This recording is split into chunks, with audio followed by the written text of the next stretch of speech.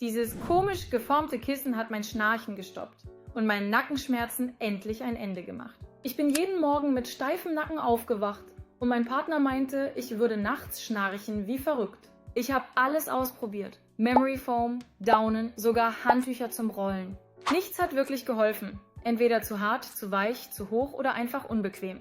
Ich dachte ehrlich gesagt, es liegt an meiner Matratze oder daran, dass ich einfach älter werde.